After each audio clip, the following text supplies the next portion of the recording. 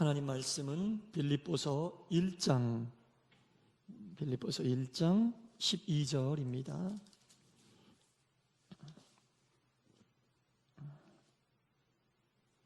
빌립보서 1장 12절 말씀입니다.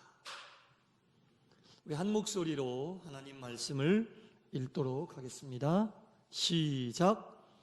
형제들아, 내가 당한 일이 도리어 복음 전파에 진전이 된 줄을 너희가 알기를 원하노라. 아멘. 할렐루야. 수요 예배 나오신 모든 분들을 주님의 이름으로, 주님의 사랑으로 축복합니다. 오늘도 말씀을 통해 하나님의 귀한 음성 들으시기 바랍니다. 우리가 어떤 일을 할 때, 그리고 뭔가를 계획하고 진행하다 보면 우리 뜻대로 되지 않는 경우가 있죠. 아니, 어쩌면 우리 뜻대로 되지 않는 경우가 뜻대로 되는 경우보다 더 많을 겁니다. 그때 우리는 어떻게 생각합니까? 먼 길로 돌아가는 거 아닌가? 이게 꼬인 거 아닌가? 그렇게 생각을 하는데, 우리 뜻대로 되지 않았다고 해서 전부 다 우리가 돌아가는 것은 아닙니다. 전부 다 우리가 막 방황하고 헤매는 것은 아니죠. 때로는 돌아가는 길이 나중에 생각해 보면 가장 빠른 길이 될 때도 있다는 겁니다. 한두 번쯤은 다 경험을 해보셨을 거예요. 우리가 생각할 때는 이게 곡선길이지만 우리 하나님께서 보셨을 때는 그것이 직선길이 될 수도 있다는 겁니다. 할렐루야. 우리 생각의 곡선이라고 다 돌아가고 헤매는 것은 아니란 얘기죠. 하나님 입장에서 우리를 보실 때에는 그것이 직선일 수도 있다는 겁니다. 왜 그렇죠? 여러분, 우리는 우리 생각대로 되지 않을 때 하나님이 그 일에 관여하고 있지 않다고 착각을 합니다. 내 뜻대로 안 되면, 내 계획대로 안 되면 하나님이 함께하지 않으시나? 하나님이 잠시 일을 멈추셨나? 이렇게 생각하지만 여러분 잘 아시다시피 하나님은 1분 1초도 우리에게서 눈을 떼시지 않으시고 일하지 않으시는 법이 없으십니다. 하나님께서는 일하고 계시고 우리는 멈출지언정 하나님은 절대로 멈추지 않으신다는 겁니다. 다만 우리 입장에서 곡선일 뿐이지 하나님의 입장에서 모든 것을 다 알고 계시는 하나님의 입장에서 보면 그것은 곡선이 아니라 직선이라는 겁니다. 먼 길로 돌아가는 것이 아니라 가장 빠른 지름길이요, 그 길이 하나님께서 바라고 원하시는 길이 된다는 겁니다. 하나님은 어떠한 상황 속에서도 당신께서 하시는 일을 절대로 멈추지 아니하신다는 말씀입니다. 집에서 키우던 말이 나갔어요. 이것은 불행이죠. 근데 얼마 후에 그 말이 다른 말 한 마리랑 같이 집으로 돌아왔어요. 이것은 행운이잖아요. 그런데 어느 날 그 집 아들이 그 새로 데리고 들어온 말을 타고 놀다가 말에서 떨어져서 다리가 부러졌습니다. 이건 또 불행이잖아요. 그런데 그 나라에 전쟁이 나서 남자들을 다 모아서 군대로 보내야 되는데 다리 불구가 된 아들은 전쟁터에 나가지 않잖아요. 이것은 또 복이 되는 겁니다. 이게 우리가 다 알다시피 세옹지마라고 하는 그 고사성어에 얽힌 이야기 아니겠습니까? 항상 모든 상황 속에서는 복과 불행이 겹쳐 있는데, 특별히 믿음의 길을 가는 그리스도인들의 삶 속에서도 항상 우리가 볼 때 복과 불행이 겹쳐 있게 된다는 겁니다. 그러나 세상 사람들의 입장에서 보듯이 이거 다 세옹지마야, 그렇게 봐서는 영적으로 보는 게 아니고, 하나님께서는 우리가 곡선이라고 생각하는 힘들고 괴롭고 돌아간다라고 생각하는 그 순간에도 일하고 계시고 역사하고 계시기 때문에 하나님의 역사하심은 항상 고난 속에 하나님의 길이 감추어져 있다라는 이 사실을, 이 진리를 우리가 깨달아 알아야 한다는 겁니다. 그래서 우리가 하나님께서 일하시는 방식을 반전이다, 반전의 역사하심이다라고 우리가 기억을 하고 있어야 돼요. 상황의 역전이다라고 기억을 하고 있으셔야 한다는 겁니다. 그래서 사도 바울이 오늘 본문에 그렇게 이야기했던 거예요. 제가 다시 한번 읽어볼게요. 형제들아, 내가 당한 일이, 오늘 본문 중에 제일 중요한 단어가 나옵니다. 도리어 도리어 복음 전파의 진전이 된 줄을 너희가 알기 원한다. 복음 전파에, 내가 지금 감옥에 들어와서 꼼짝 못하고 앉아있는 이 상황이 복음 전파에 도리어 진전이 되기를 원한다. 여기서 도리어라고 하는 이 단어는 헬라어로 에르코마이라고 하는 단어인데, 나쁜 일인지 알았는데 나중에 살펴보니까, 자세히 보고 내가 깨닫고 보니까 오히려 좋은 일인 것으로 드러나게 되었다. 에르코마이. 바울이 지금 그 에르코마이를 이야기하고 있는 겁니다. 이 에르코마이, 도리어, 반전의 역사가 가장 잘 나타난 사건이 뭐예요, 여러분? 바로 십자가의 사건이라는 거죠. 예수님을 따르고 예수님에게 모든 것을 걸었던 제자들은 예수님께서 십자가에서 돌아가실 때 다 끝났다. 게임은 끝났네. 예수님 돌아가시면 다 끝이다. 완전히 절망에 빠져 있었지만 그 십자가가 정말 끝나는 십자가였습니까? 오랜 시간도 필요하지 않았어요. 단 3일 만에 우리 예수님께서 부활하셔서, 십자가라는 것은, 십자가의 고난은 부활로 들어가는 관문이었다는 것을 확실하게 보여주고 계시는, 성경에 나와 있는 많은 사건 중에 확실한 주님의 반전의 역사심을 우리에게 보여주고 있는 것이 바로 이 십자가의 사건이라는 겁니다. 그래서 사도 바울이 고린도전서 1장 18절에 뭐라고 이야기했습니까? 십자가의 도가 멸망하는 자들에게는 미련한 것이요, 십자가의 도를 세상의 눈으로 바라봤을 때에는 참으로 미련한 것이지만 구원을 받은 우리에게는 뭐라고요? 하나님의 능력이다. 할렐루야. 이 자리에 계신 모든 분들은 십자가의 고난을 믿음의 눈으로, 영의 눈으로 바라보셔서 한없는 하나님의 능력으로 믿으시기 바랍니다. 아멘. 그렇죠, 여러분.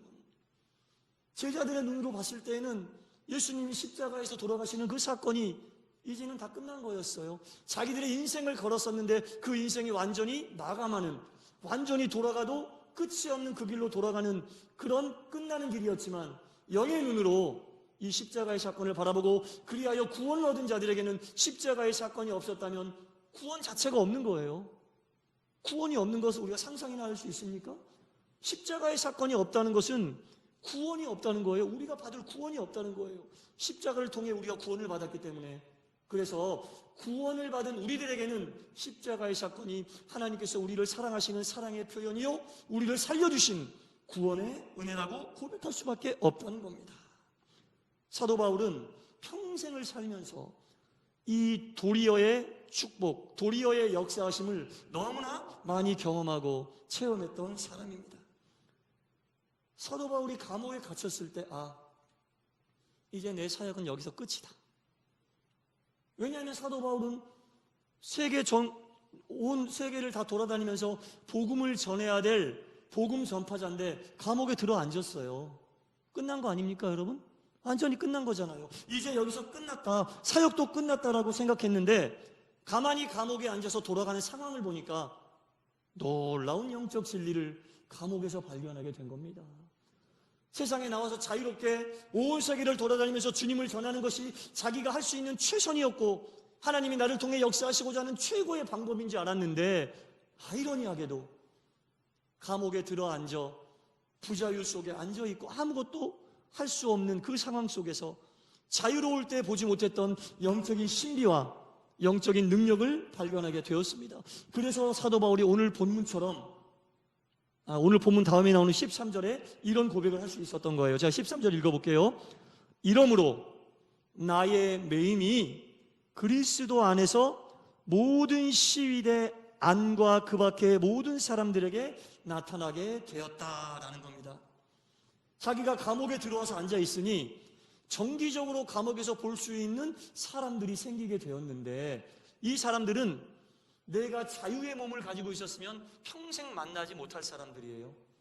자유의 발을 가지고 여기저기 돌아다니는 입장에 있었으면 평생 만날 수 없는 그 사람들, 감옥을 관리하고 있었던 시위대와 그 시위대와 관련되어 있었던 많은 사람들을 자기는 돌아다니지 않는데 그 사람들이 주기적으로 교대하면서 바울을 만나는 거예요.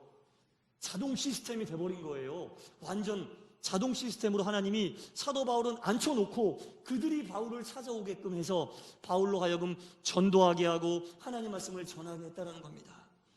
이 본문에 나오는 시위대가 어떤 사람이냐면요, 이 시위대가 되는 것은 쉬운 일이 아니었어요. 반드시 로마 사람이었어야 됐어요. 반드시 로마 사람으로서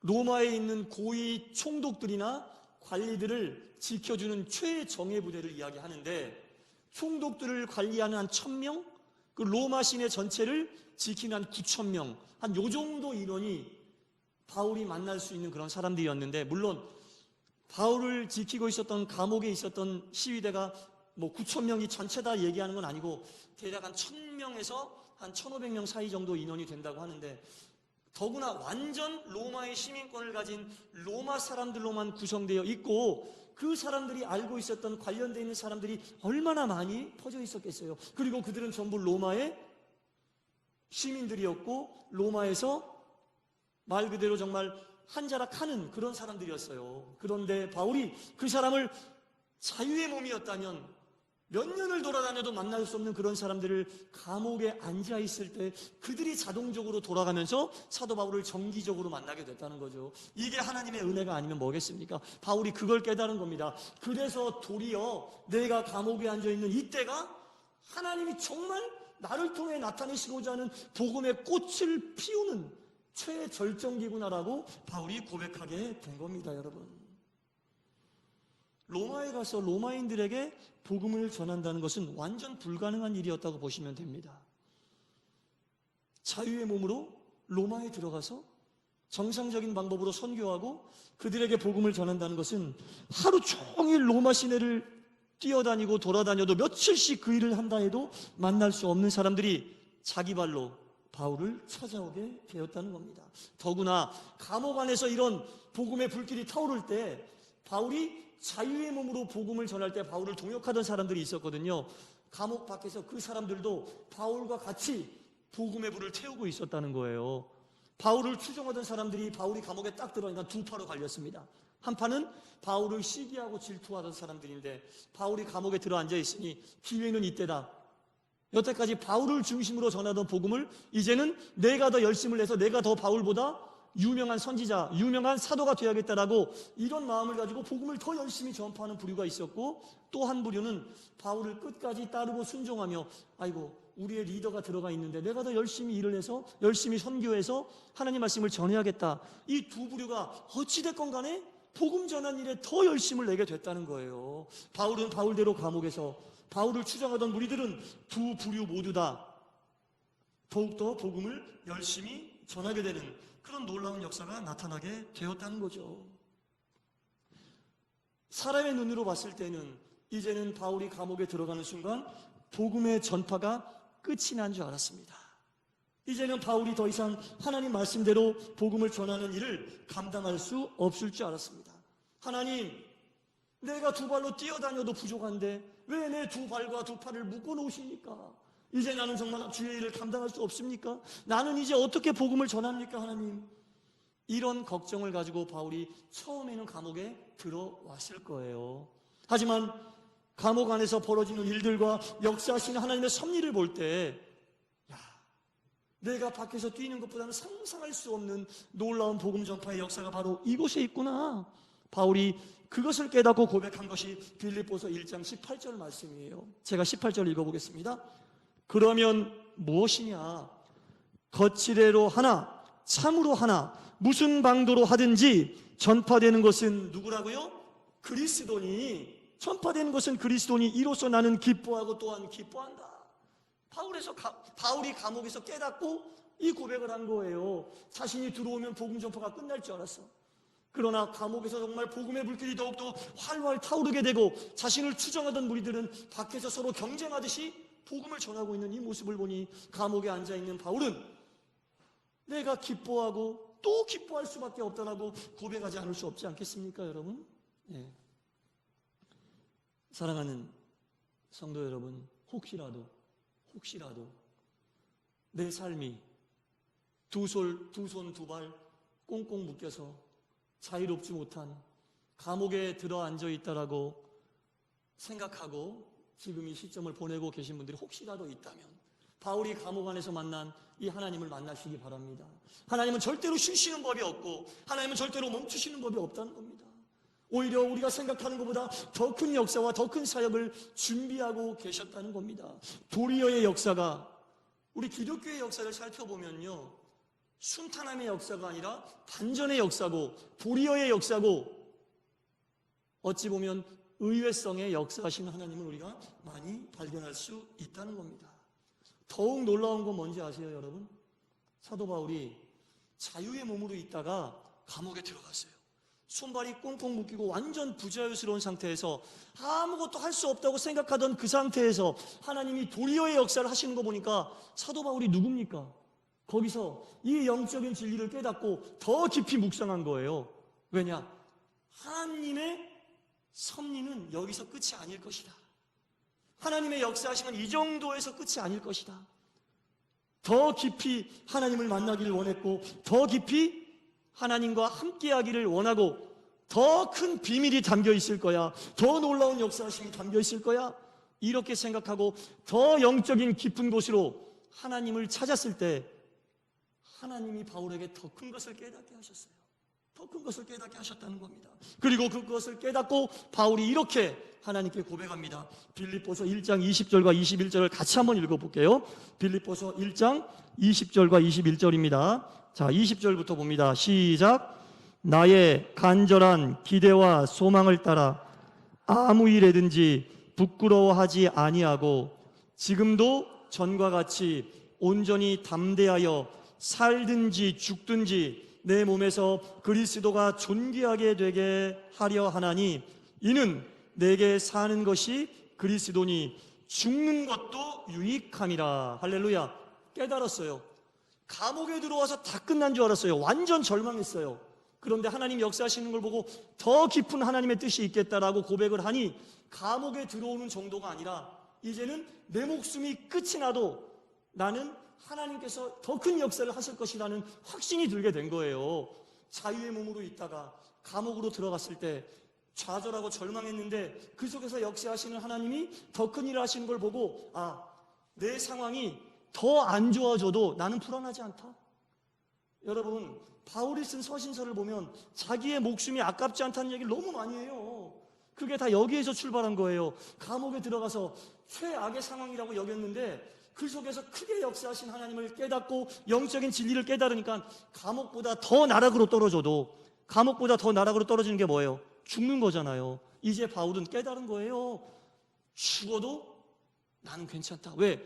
내가 죽음으로 더 큰 역사하심이 나타날 게 확실하다는 믿음이 생긴 겁니다. 그러니 바울의 고백이 목숨까지도 아깝지 않다. 이것조차 유익하게 쓰실 것이라는 확신이 바울이 들게 된 거죠. 여러분, 우리의 삶 속에 바닥이다, 끝이다. 영적으로, 육적으로, 물질적으로, 자녀, 어떠한 것으로도 내가 여기서 끝이다라고 여기는데 거기서 영적인 진리를 깨닫게 되면 그거보다 더 나락으로 떨어지고 더 최악의 상황으로 가도 두려울 게 없어지는 거예요. 이 상황에서도 역사하시는 하나님이 내가 더 바닥으로 떨어진다 할지라도 더 크게 역사하실 것이라는 이 영원한 진리를 깨닫게 되면 사도 바울과 같은 고백이 나올 수밖에 없다라는 겁니다. 그러니 바울이 이 고백을 하지 않을 수 있겠습니까? 보통 우리들은 최악이라고 여겨질 때 아이고 여기서 좀 멈췄으면 좋겠네 이렇게 생각하는데 하나님의 정말 큰 역사하심은 내가 더 밑으로 내려가고 더 바닥을 친다 할지라도 하나님의 일하심이 멈추지 않고 하나님께서 역사하심이 더 큰 것이 그 속에 감추어져 있다는 사실을 깨닫게 되면 더 밑으로 내는 것 자체가 두려움이 없는 거예요. 감옥에 갇혀 있는 것도 깝깝한데 죽어도 이제는 내가 하나님께서 나를 통해 하실 일을 알고 있으니 두렵지 않다. 내게 그것이 21절 맨 끝에 보니까 오히려 죽는 것도 어떻게 된다고요? 유익하다. 죽는 것도 나는 유익하다라는 것을 깨달았다라는 바울의 고백이 나온 거예요. 죽는 것도 유익하다라는 고백이 그냥 나올 수 있는 고백이 아니잖아요. 그리고 이 고백은 실제로 이루어졌어요. 바울이 살아있을 때보다 죽은 이후에 바울을 통해 우리가 예수님을 만나고 그리스도 예수를 영접한 신앙인들이 2000년 동안 계속 불어나고 있는 거 아닙니까? 바울이 쓴 13권의 신약 성경이 오늘도 우리가 읽고 있는 말씀이 되어서 그 말씀으로 우리가 은혜 받고 주의 길을 가고 있는 거 아닙니까? 그러니 바울이 죽은 이후에 예수님을 전하고 이 기독교사에 끼친 영향이 살아있을 때보다 몇 배, 몇십 배, 몇백 배 더 크다는 거 아니겠습니까? 하나님께서 이런 고백을 하고 있는 바울을 통해 실제로 역사하고 계심을 우리가 발견할 수 있다는 겁니다. 참으로 바울의 놀라운 고백이 아닐 수 없다는 거죠. 사탄은 하나님의 종인 바울을 감옥에 가두기만 하면 다 끝나는 줄 알았습니다. 바울의 육신을 감옥에 가두고 묶어두기만 하면 다 끝나는 줄 알았는데, 바울은 감옥에 갇혀 있었지만 어떻게 사탄이 하나님의 역사하심을 묶어두고 감옥에 갇게 할 수 있겠습니까? 디모데후서 2장 9절 말씀을 제가 읽어보겠습니다. 복음으로 말미암아 내가 죄인과 같이 매이는 데까지 고난을 받았으나 하나님의 말씀은 매이지 아니하니라. 우리가 이 사실을 분명히 알아야 됩니다. 어떠한 악한 세력들이 우리를 어떠한 식으로 옥죄어 매고 올가맨다 할지라도, 우리는 그렇게 할 수 있을다 쳐도 우리 속에서 역사하시는 하나님의 말씀, 우리가 붙잡고 살아가고 있는 그 하나님의 말씀만은 절대로 메어둘 수 없다고 디모데후서에서 분명히 이야기하고 있습니다. 이것은 바울에게만 적용되는 얘기가 아니죠. 여러분 모두에게도 적용되는 이야기입니다. 우리의 삶이 옥죄어 있다는 느낌이 있을 수 있지만 여러분 속에 있는 하나님 말씀은 절대로 메어질 수 없습니다.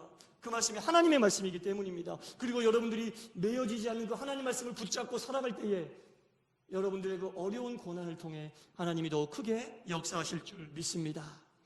우리가 삶의 목표, 삶을 이끄는 심, 방향을 어디에 두고 있느냐에 따라 그 누구도 묶을 수 없는 하나님의 말씀에 우리가 삶의 모든 것을 초점을 맞추고 그 말씀을 우리 삶을 이끄는 유일한 힘이요 능력으로 여기고 살아갈 때에 옥죄어지는 것 같은 우리의 삶도 결국에는 그 말씀의 능력으로 인하여 하나님께서 유익하게 이끄시게 된다는 겁니다. 그래서 바울은 감옥에 있을 때 이 사실을 정확하게 깨달았어요. 이 영적 진리라는 게 바로 이런 거죠, 여러분.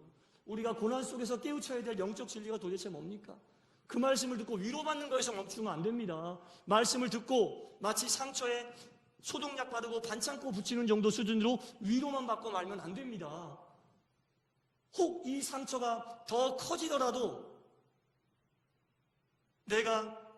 내 지금 상처가 아파서 반창고 붙이고 잠시 위로받는 게 아니라 이 상처의 끝까지 치유하고 고쳐줄 의사를 만나게 되면 이 상처는 완전히 깨끗이 날 수 있다는 그 사실을 깨닫는 게 빨리 고침받는 거 아니에요? 내 상황이 고난 속에, 이 바울이 감옥 속에 있을 때에 거기에서 바울이 하나님의 역사하심을 보고 영적 진리를 깨달았을 때 거기서 멈춘 게 아니었어요. 아, 내가 갇혀 있어도 이렇게 일하시는구나. 거기서 멈춘 게 아니라 자신의 믿음을 한층 더 업그레이드 시키면서 주의 사역도 더 활활 불타오르게 하는 귀한 하나님의 비밀을 깨닫게 된 거죠. 나는 묶어도 하나님은 묶을 수 없구나. 나는 묶여 있어도 나를 움직이는 하나님의 말씀은 절대로 매일 수 없구나. 이 사실을 깨달을 때, 이 영적인 비밀을 깨달을 때 우리가 이 험한 세상 고난 속에서 은혜 가운데 살 수 있는 거 아니겠습니까? 바울만 그랬던 건 아니죠. 우리가 잘 알고 있는 욥의 일생을 봐도 마찬가지고 요셉의 일생도 마찬가지입니다. 여러분, 다윗이 광야에서 겪었던 고난을 통해 하나님의 귀한 역사를 이루는 귀한 일꾼이 됐던 것도 마찬가지라는 겁니다. 너무나 사랑하는 동산의 성도 여러분, 우리가 나를 붙잡고 지탱해주고 내가 견디고 기대해야 될 것이 무엇인지, 악한 세력들이 묶을 수 있는 그것에 내가 기대고 살고 있는지, 악한 세력들이 아무리 묶으려고 해도 묶을 수 없는 영원한 능력의 하나님의 말씀을 내가 기대고 살고 있는지 정확하게 여러분 우리가 알고 기대해야 될 것에 기대해야 됩니다.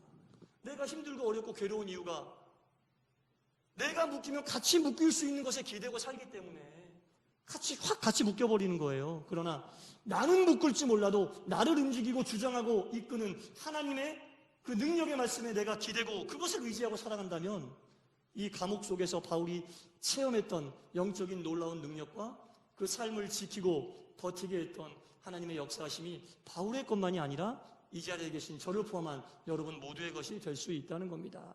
말씀을 기대고 말씀에 의지하여 여러분들의 삶이 사도 바울이 느꼈던 하나님의 영적인 힘과 능력이 충만한 삶이 되시기를 간절히 축원합니다. 기도하겠습니다.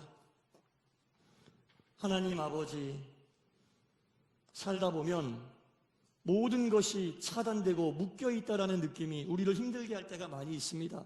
감옥에 갇혀있는 사도 바울이 딱 그랬습니다. 하나님 왜 나를 가두어 두시나요? 주의 일을 해야 되는데.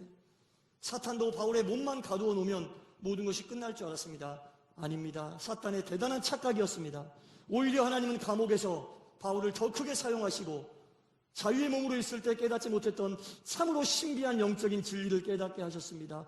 한 걸음 더 나가서 목숨까지도 아깝지 않은, 내 목숨이 끊어진다 할지라도 이것이 온전히 유익이 된다라고 하는 참으로 귀한 진리를 깨닫게 하시사 바울로 하여금 두려움이 없는 사역자로 사용하셨고, 바울의 목숨이 끊어진 이후에도 그 바울의 영향력으로 인하여 온 세계가 그리스도인이 되게 하는 참으로 귀한 사역자로 사용하셨습니다. 주여, 이 바울의 귀한 영적인 깨달음과 신비의 체험이 오늘을 살고 있는 우리들에게도 동일하게 적용되게 하여 주시옵소서. 우리를 묶을 때 같이 묶이는 것을 기대는 것이 아니요, 우리는 묶인다 해도 묶이지 않는 영원한 힘과 능력인 하나님 말씀을 기대고 살아 우리의 인간 능력이 아닌 말씀의 인간 능력으로 우리가 살아가고 더욱 하나님께 영광 돌리게 하여 주옵소서. 예수님 이름으로 기도드리옵나이다. 아멘. 찬송가 520장 부르시겠습니다. 520장입니다.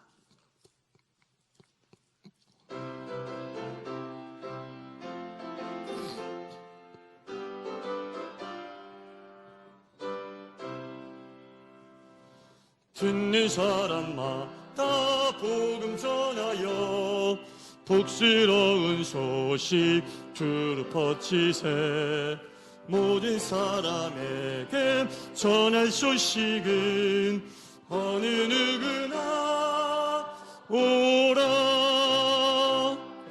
어느 누구나 주께 나오라. 어서 와서 주의 말씀 들으라. 하늘아버지가 오라시니 어느 누구나 오라. 오는 사람들 지체 말고서 였을 때에 들어오시오. 생명길은 오직 구주 예수니 어느 누구나 오라.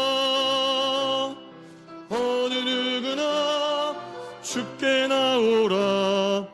어서 와서 주의 말씀 들으라. 하늘아버지가 오라시니 어느 누구나 오라. 언약하신 대로 이룰 것이니 누구든지 언약 받을 수 있네. 받는 사람에게 생명이로다. 어느 누구나 오라. 어느 누구나 주께 나오라. 어서 와서 주의 말씀 들으라. 하늘아버지가 오라시니 어느 누구나 오라. 아멘. 교회 소식을 말씀드리겠습니다. 사순절 기간을 보내고 있습니다. 경건한 마음으로 예수님의 고난을 묵상하시고 예수님의 고난과 부활을 준비하시는 시간 되시기 바랍니다. 돌아오는 주일 3월 20일 오후 예배는 청년부 헌신 예배로 드리겠습니다. 마찬가지 3월 20일 주일에 2부 예배 후에 각 기관가치에 원례회가 있겠습니다. 셀리더 교육이 진행되고 있습니다. 오늘 예배 마치고도 3층의 회의실에서, 오늘은 3층의 회의실에서 셀리더 교육을 하도록 하겠습니다. 기도 제목 4가지가 있습니다. 여러분 같이 기도해 주시고요. 새벽과 금요일에 많은 분들이 나와서 기도에 동참해 주고 계시는데 여러분 시간 날 때마다 나와서 같이 기도해 주시기 바랍니다. 토요일 오전 10시에 예배당 청소가 있고요. 오늘은 광고해 드렸던 대로 이번 달 3번째 주일입니다. 그래서 도넛 나눔이 있습니다. 봉사자분들께서 나오셔 나오셔서 도넛을 잘 예쁘게 포장해 주셨는데 감사드리고, 그래서 가실 때 꼭 도넛 가져가시고 또 한두 봉지 더 가져가셔서 선교용으로 나눠주실 분들이 있는 분들은 도넛 가져가셔서 선교용으로 잘 사용해 주시기 바랍니다. 네, 이상입니다. 기도드리겠습니다. 하나님 아버지 앞에 우리의 마음과 뜻과 정성을 다하여 하나님께 집중하며 예배드리게 하시니 감사합니다. 말씀을 통해 깨달아 알게 하시고 하나님 말씀만 붙잡고 살아가게 하신 다짐과 결단하게 하시니 또한 감사합니다. 예배를 통해 아버지 앞에 영광 돌리며 일천번제로 하나님께 나아갑니다. 영혼을 구원하소서. 최남철 성도님, 아버지 하나님, 귀한 영혼을 아버지께서 책임져 주시고 그리스도 예수를 믿는 믿음의 영혼으로 인도하여 주시옵소서. 그리하여 아버지의 귀한 아들이 되게 하시고 어머니 때보다 더 예수를 잘 믿는 아들로 하나님께서 세우시고 인도하여 주옵소서. 예수님 이름으로 간절히 축복하고 기도드리옵나이다. 아멘. 주의 기도하겠습니다. 하늘에 계신 우리 아버지여, 이름이 거룩히 여김을 받으시오며 나라에 임하옵시며 뜻이 하늘에서 이루어진 것 같이 땅에서도 이루어지이다. 오늘날